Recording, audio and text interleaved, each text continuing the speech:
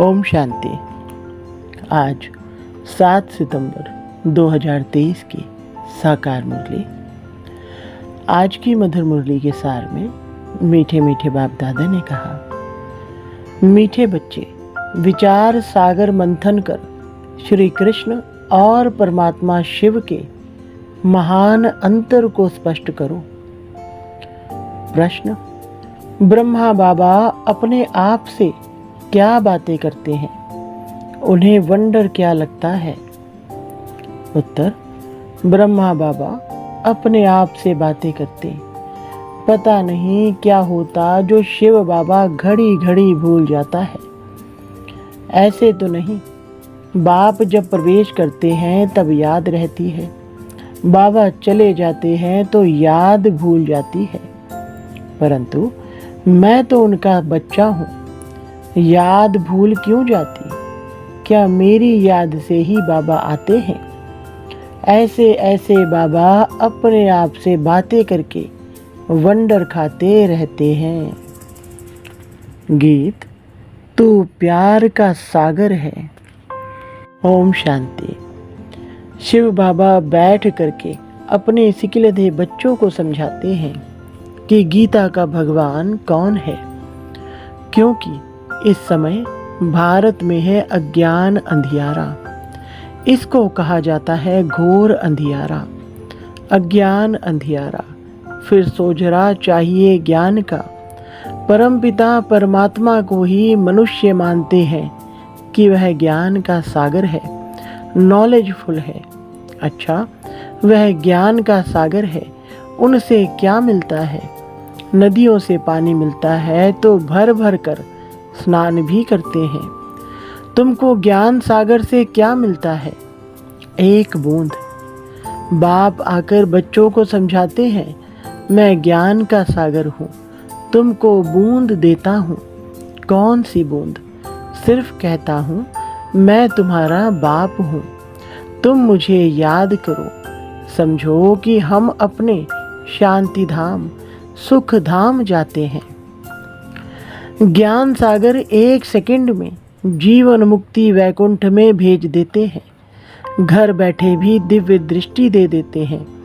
मनुष्य तो 1-2 को सामने दृष्टि देते हैं, बाबा घर बैठे साक्षात्कार करा लेते हैं। एक बूंद मिलने से तुम यहाँ से चले जाते हो, यहाँ बैठे बैठे तुम वैकुंठ में चले जाते हो।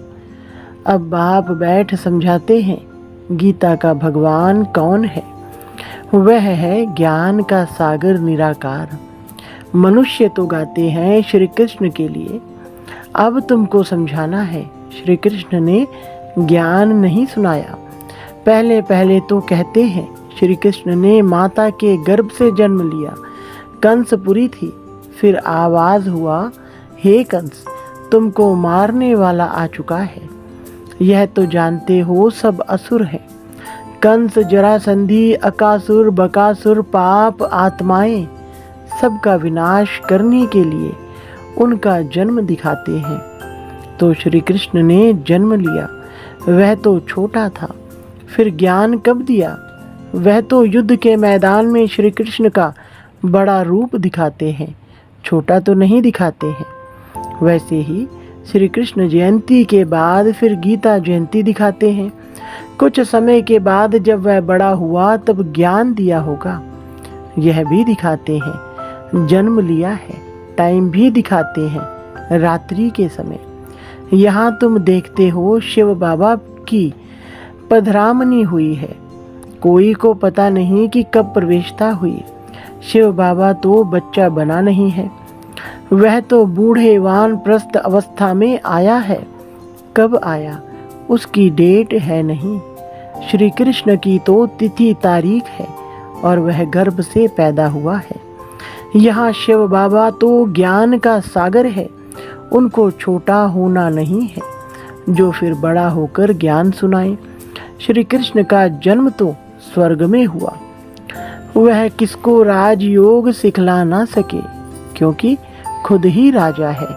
बरोबर तुम जानते हो, निराकार बाप ही आकर राजयोग सिखलाते हैं।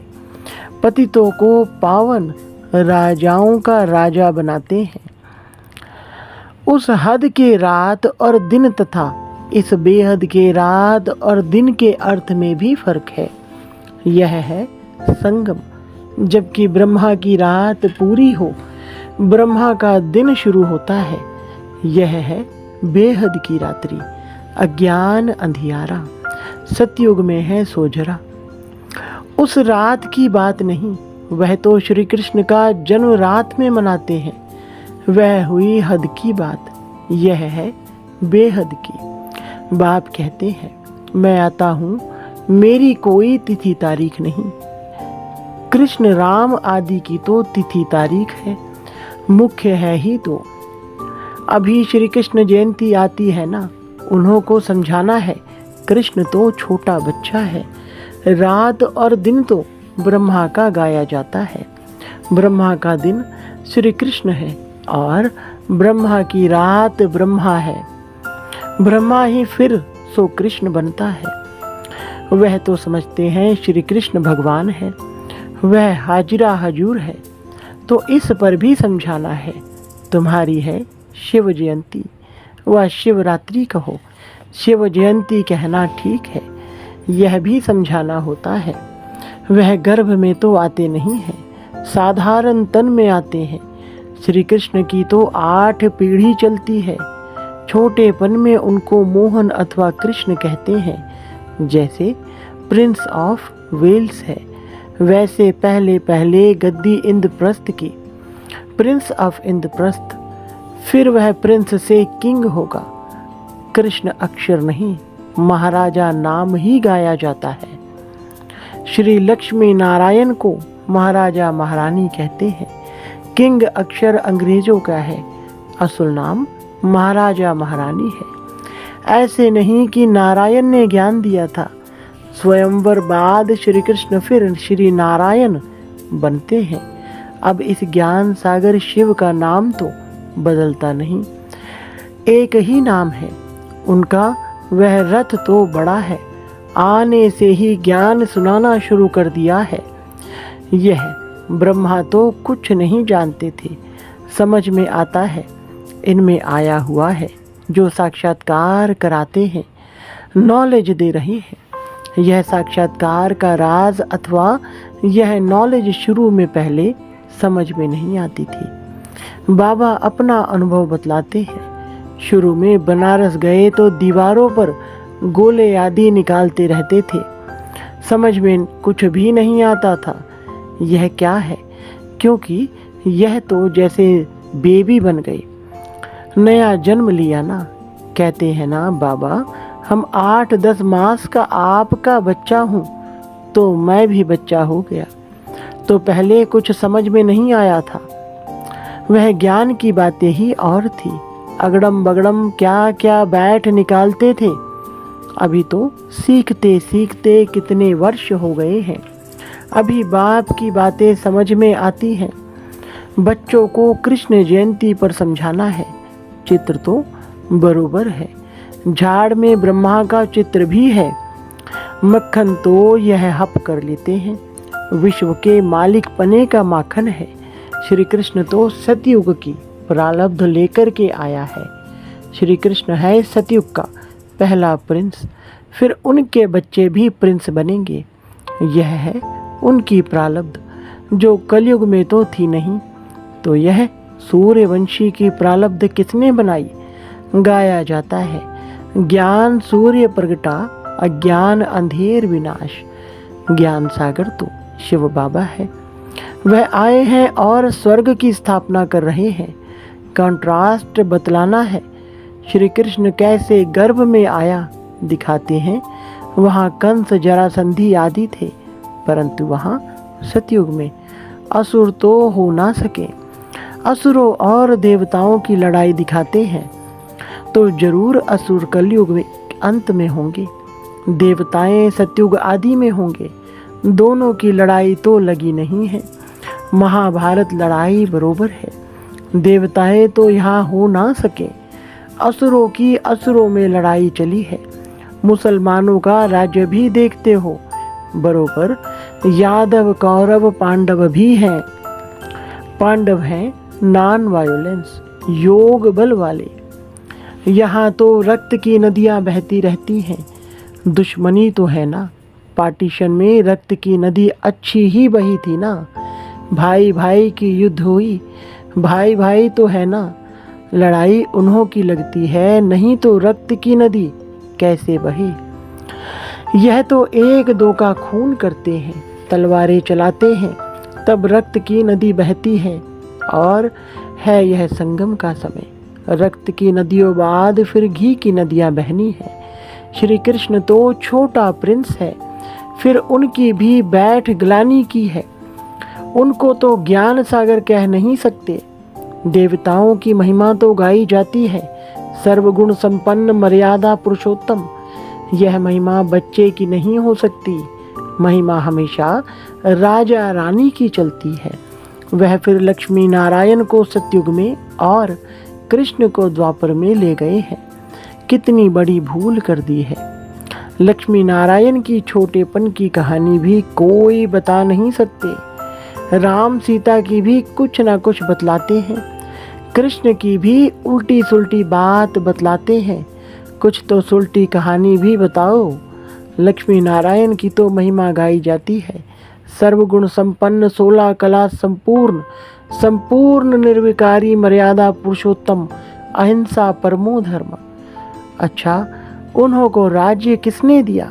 मनुष्य का नाम सुन मूंझ जाते हैं। लक्ष्मी नारायण कहने से तुम चले जाते हो सतयुग में। यह है नर से नारायण बनने की कथा। श्री कृष्ण बनने की कथा नहीं कहते, इसको सत्यनारायण की कथा कहेंगे। सत्य कृष्ण की कथा नहीं कहा जाता। सच्चा बाबा ज्ञान सागर यह कथा सुनाते हैं। सारे सृष्टि के आदि मध्य अंत की कथा है। उसमें श्री लक्ष्मी नारायण की कथा भी आ जाती है। उनके 84 जन्मों की कथा दिखलाते हैं। श्री नारायण की कथा से बेड़ा पार हुआ। बरोबर बाप बैठ बच्चों को नर से नारायण बनने की सच्ची कथा सुनाते हैं। श्री नारायण तो बड़ा है ना। स्वयंवर से पहले कौन थे? क्या लक्ष्मी नारायण ही नाम था या दूसरा और कोई नाम था? है राधे कृष्ण, जिनका स्वयंवर बाद लक्ष्मी नारायण नाम रखा है। बाबा ऐसे निबंध देते हैं, फिर तुमको विचार सागर मंथन करना चाहिए। पहले नंबर की भूल है ये। तुम जानते हो अभी है कलयुग, यादव कौरव पांडव भी हैं। कलयुग का समय भी है। कलयुग के बाद सतयुग होगा। बाप कहते हैं मैं गाइड बन आया हूँ, रावण के चंबे से छुड़ाए वापस ले जाने। आत्माओं को ही ले जाऊंगा। गाया जाता है आत्मा परमात्मा अलग रहे बहुकाल। ऐसे नहीं कि श्री कृष्ण अलग रहे बहुकाल। महिमा ही उस निराकार की है। सुंदर मेला कर दिया जब वह सदगुरु मिला दलाल। यहाँ तो सब गुरु ही हैं। गाया हुआ है सतगुरु मिला दलाल। सत परम पिता परमात्मा दलाल के रूप में मिलते हैं। सौदा दलाल द्वारा होता है। यह भी सगाई होती है। आत्मा और परमात्मा अलग है। परमात्मा है निराकार। वह आकर इसमें प्रवेश कर तुम्हारी सगाई करते हैं। खुद दलाल बनते हैं। कहते हैं मुझ परमपिता परमात्मा को याद करो। इस शरीर में बैठ कहते हैं मामे कम याद करो। मैं तुमको माया रावण से लिबरेट कर साथ ले जाऊंगा। तुमको फिर राजाई देकर मैं निर्वाण धाम में बैठ जाऊंगा। कृष्ण थोड़े ही ऐसे कहेंगे। यह है ही आत्मा और परमात्मा। कृष्ण तो छोटा बच्चा है। बातें तो बहुत हैं समझाने की, तो बाबा ने समझाया है कैसे इसमें प्रवेशता हुई। फिर समझने लगा मैं राजाओं का राजा बनता हूँ। विष्णु का साक्षात्कार हुआ और दिल में बहुत खुशी हुई। फिर विनाश का साक्षात्कार भी हुआ, परंतु इतना समझ में नहीं आया। अभी समझते हैं बाबा ने यह साक्षात्कार कराया। तुम नर से नारायण बनेंगे, परंतु उस समय इतनी समझ नहीं थी। जैसे बाबा रात को बतला रहे थे, पता नहीं क्या होता है जो शिव बाबा को याद करना भूल जाता हूँ। ऐसे तो नहीं, बाप जब प्रवेश करते हैं तब समझता हूँ बाबा आया है, याद रहती है।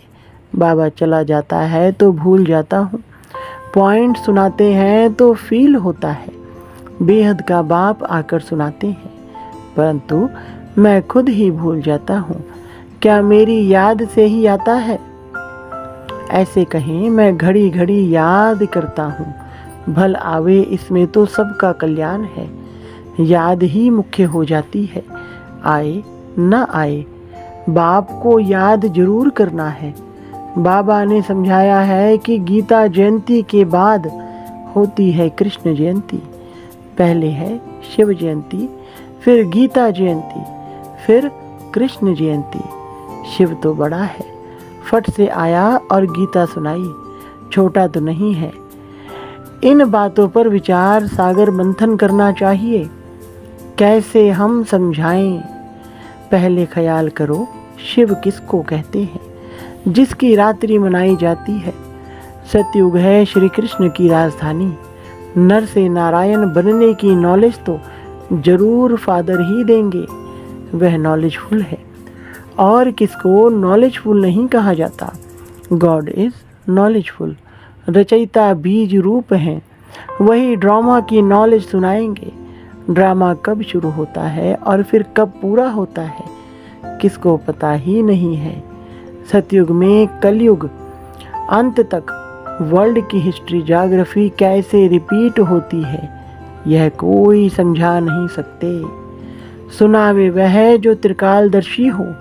त्रिकालदर्शी तो कोई है नहीं सिवाय एक के, वही तुमको त्रिकालदर्शी बनाते हैं। अच्छा, मीठे मीठे सिकलधे बच्चों प्रति माता पिता बाप दादा का याद प्यार और गुड मॉर्निंग।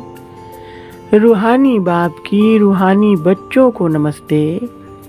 रूहानी बच्चों की रूहानी बाप दादा को नमस्ते जी। धारणा के लिए मुख्य सार नंबर 1, मास्टर नॉलेजफुल और त्रिकालदर्शी बनो।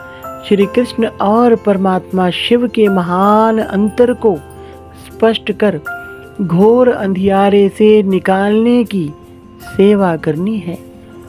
नंबर 2, बाबा जो ऐसे निबंध देते हैं उस पर विचार सागर मंथन करना है, ख्याल करना है, कैसे किसको समझाएं।